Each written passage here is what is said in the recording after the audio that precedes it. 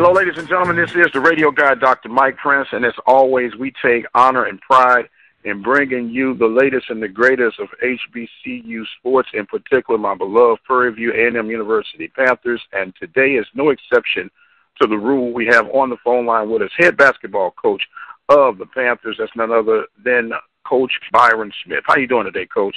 I'm doing well. And yourself, Mike? Man, look, it's the dog days of summer, but it is what it is, right? Yeah, absolutely.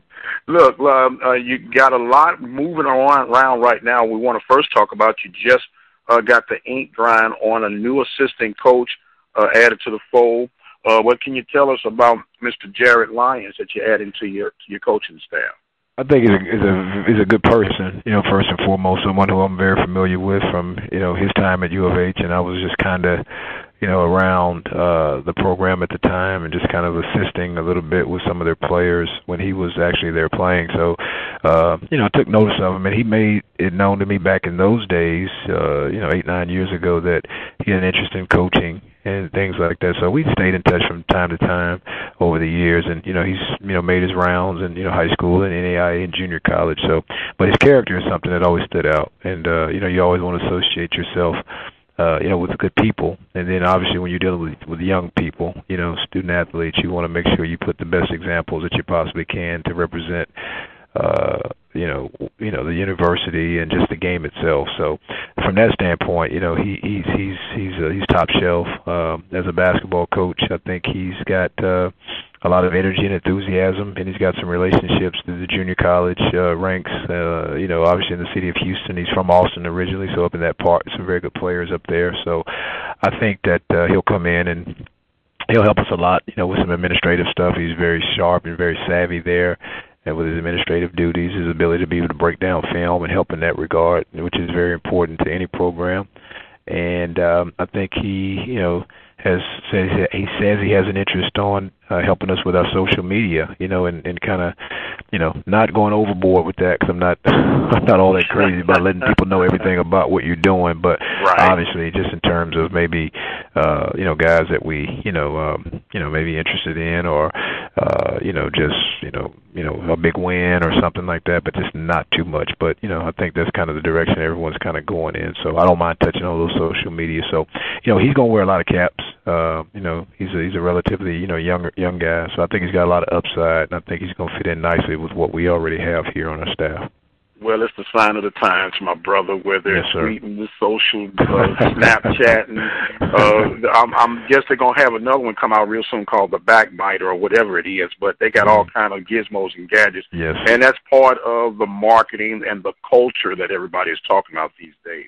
Absolutely. Now, you may mention that he's going to be wearing a lot of hats. Now, he's relatively young. I tried to do a little math. He's got to be, 28, 29 years old, according No, actually, he's about 34, 35. Okay. He's a little older, but he looks like he's probably about 27, 28. He looks young. I guess he goes to bed early and gets a lot of anti-aging cream or something, but it's working. It's working. He's a couple of the coaches the other day was like, man, is he a player? He was kind of standing out there. So I said, nah, he just stays in shape, and eats right, which that helped him get the job. The fact that he's health conscious, how we do it, Mike.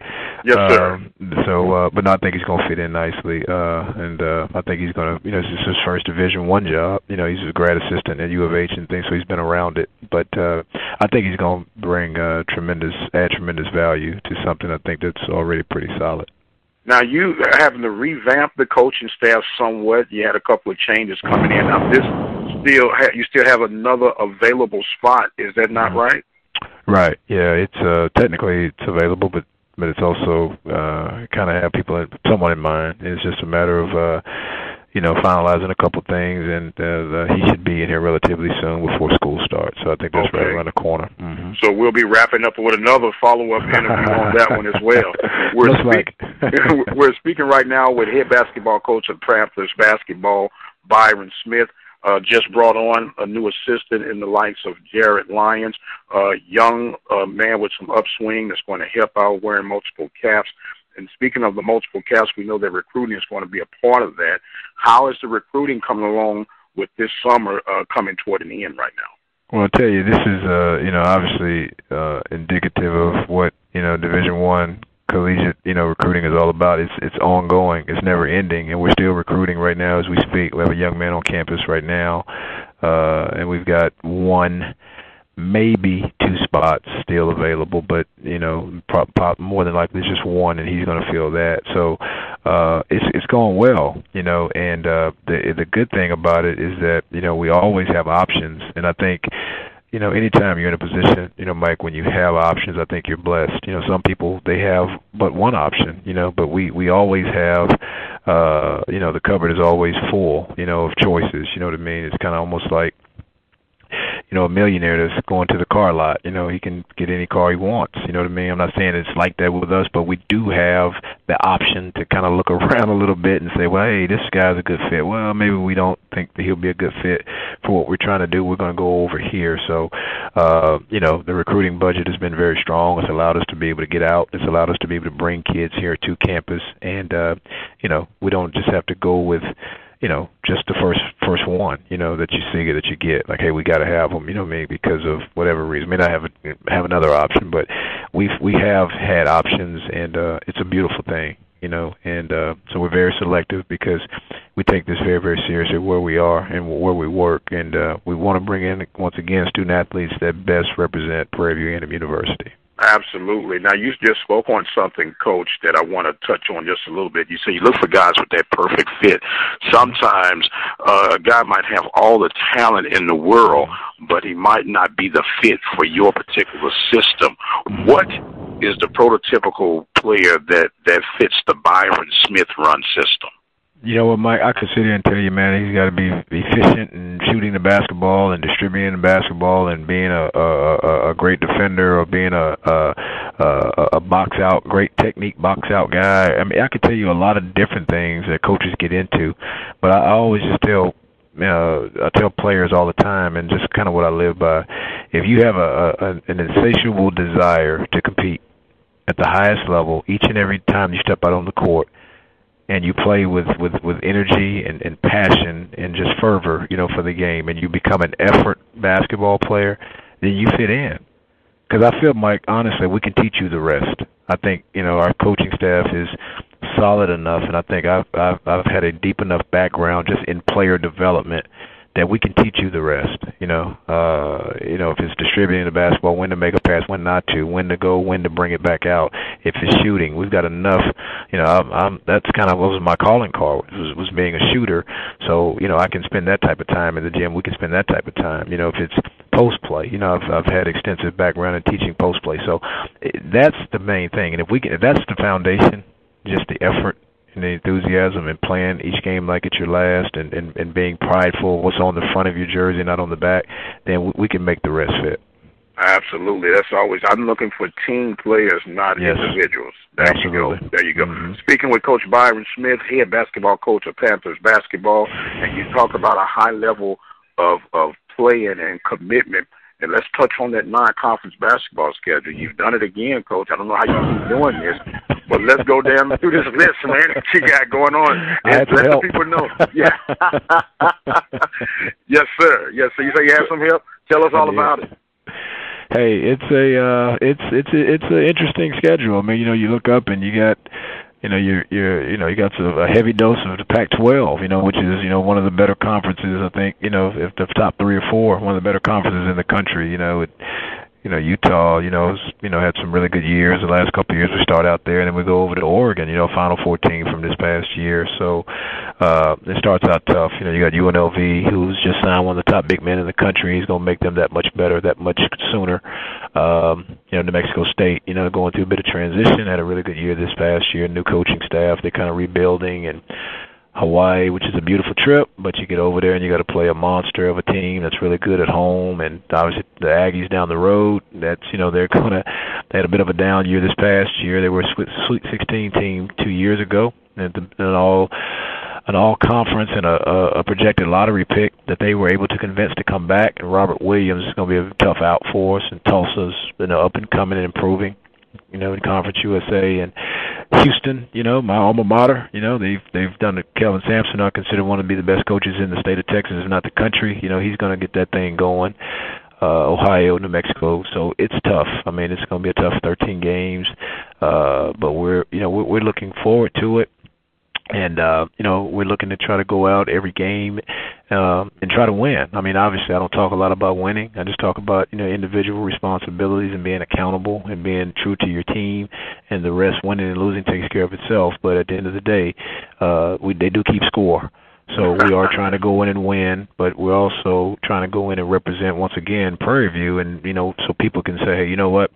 Hey, that's an up and coming program right there, or hey, we may not want to bring those guys back next year. Those guys are a little bit better than what we thought, and they compete, and they play all out, and they play the game the right way, and they're all that's right about with collegiate basketball. So, we want to be seen, we want to be heard. We want to be remembered. We want to be respected. And that's what we're going to prepare to do. We don't have all the control over who we play. Sometimes you just have to, follow instructions, and that's what we're doing in some of these games. Early on, it'll be very, very difficult, but there's a plan in place. But Mike, I tell you this right now: this is not a schedule put together just to get us ready for Alcorn and Southern and Texas Southern, Grambling, Jackson State, so forth and so on. This is to try to go out and be a reputable basketball team and to gain respect amongst some of the best in the country. So we're up for the challenge. We're not ready today. No one has lost a game at this time of the year, 0-0. So, but our preparation is going to be on point, and we're preparing to go out and try to get some of these non-conference victories. That's for sure. Absolutely. Now, Coach, you talk about an intense schedule, and some of your returning players, some of your guys has been in the system long enough. When they hear these schedules, do their eyes light up like silver dollars? They're going like, wow, are we really going to be playing these guys?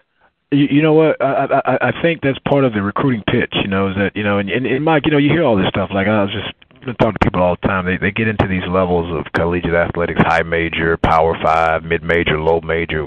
What's low major? The names, the schools I just called out that we're playing. I mean, what's low major about that? So I don't understand that sometimes. But we're constantly fighting that in terms of respect and things like that. But I think these guys, this is what they, all their life. You hear kids all the time say, "Man, this has been a lifelong dream. I'm getting drafted. I'm going to the NBA. I've been thinking about this as a kid." This is like being drafted in the NBA when you play in schedules like A&M and Oregon and Utah and the University of Houston. I mean, this is what they grew up wanting to do. This is what they've envisioned themselves playing, on television and playing, either for that institution or against that institution. So they get excited. They're fired up. They feel like, they may, have been good enough to be, there at that particular institution. Something didn't work out. So it's like, hey, you know what? I'm going to go out and show that, we're just as good as anyone else. We're just as good as anybody that we're going to play against. I like it. I mean, I think it's an interesting piece. It's a good recruiting tool. But we just have to go out and make sure that we earn the right to be on that floor. And, with the exception of a couple games last year that we didn't fare very well, I think most of the non-conference, I think we had a pretty decent showing. But I think we could have done better. And this year we want to do better. But they get excited, they're fired up, and I think all the guys that we've talked to and they know who we're going to play, they're up to the challenge. Well, that's very good. We're speaking with head basketball coach Byron Smith of the Prairie View A&M University Panthers. Now, Coach, you brought it up, and I'm going to follow up with it. I know you're a competitor amongst competitors. Have you gotten over that last home game of the regular season? Another playoff. You know what? The only time I'll get over it is when we get them back in that same environment and we kick their butt. I think I'll be over it. But until that time, no, I'm not. I mean, you still play out things in your mind and, how we could have done this and how we could have done that. And I think that's what drives you, Mike, to lace up and because it's emotional things and it gets you. But I think that's what it gets you, but it also drives you to come back to try to right your wrong. Redemption. It's something I always, feel like, you constantly have to be in that mindset to redeem yourself, redeem your last, performance and things like that. So, still think about it. People still talk about it. Man, we thought y'all were hot. Man, you won 6 out of 7 or 7 out of 8. Man, we thought y'all were going to make a run at that championship. And I said, yeah, I did too. So I'm constantly reminded of it from outside people, but also when I lay my head down on my pillow at night, I still play it out. And, we're going to try to right it. We're going to try to right the wrong and try to put ourselves in a position to where we can go further than we did this past year, and have a legitimate chance, Mike, and I mean this sincerely, to hang a banner. I mean, that is the goal. I mean, that is the ultimate goal for this program, is to hang a banner. We want that so bad. I can't even put it into words, that this is a team focus, is to hang a banner. Absolutely. Well, I get a chance and privilege to watch you guys do it when no one else is around. Mm-hmm. And I've always told you this on and off the record, you do it hard and you do it right. Mm-hmm. And good things do come to those who consistently do the things the right way in a manageable and decent way. So we're rooting for you 3,000% on that aspect. Now, you're in a unique situation. This is going to be technically year 3, but really 2.5, because you took over as an interim year. What has Byron Smith, the coach, learned from the moment you were named interim to where you are now that has made you a better coach? Well, I think, the things that, I have learned is that, and I think a lot of former players, who become coaches, I think we all struggle with this, is that, sometimes players are motivated for different reasons. I was a basketball purist. It's the way it made me feel. It wasn't what I could attain and get out of it. I always wanted to be an NBA player, but it wasn't for the material things, and it wasn't for, attention and things of that nature. It's just the way that it made me feel. It's a way of life. It almost became like basketball to me is like food and water to the body. You have to have it to be able to survive.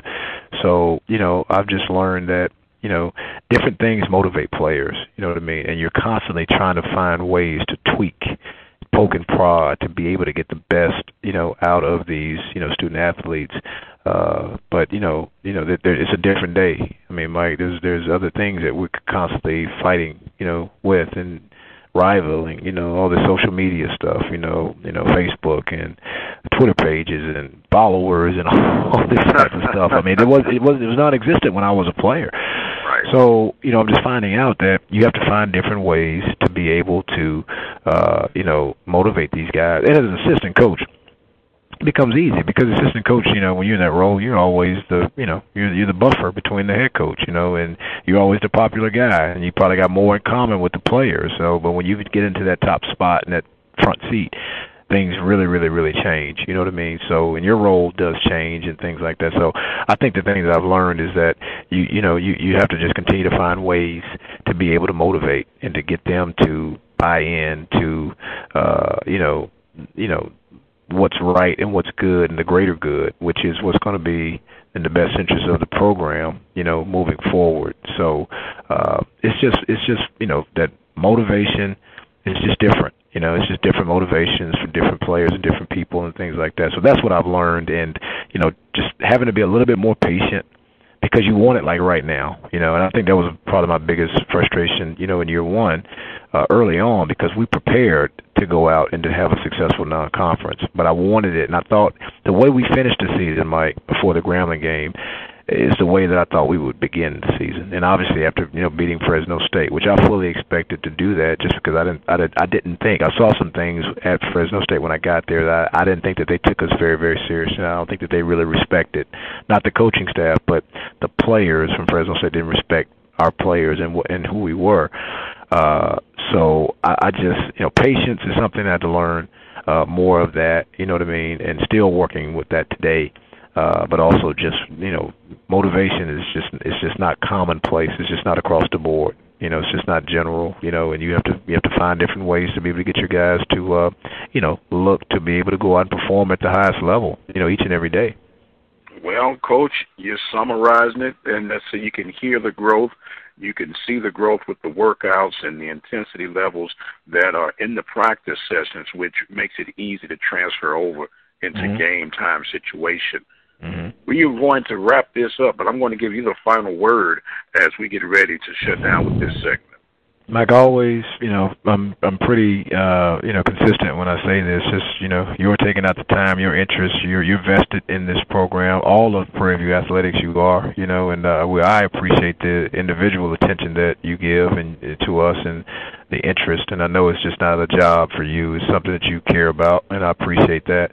And just, when I go around town and different places, and I'm all over the place, I always get people that, hey, man, I went to Prairie View. Hey, I went to, man, I like what's going on down there. I like, what you guys are doing. Keep it up. It's more positive than negative, you know what I mean? And I like that. So, again, I just like to tell everyone at PV Nation, we appreciate the support. We want it to continue. And we're going to work each and every day fervently to be able to put the best product out on the floor that's going to make you guys proud now, tomorrow, and the next day.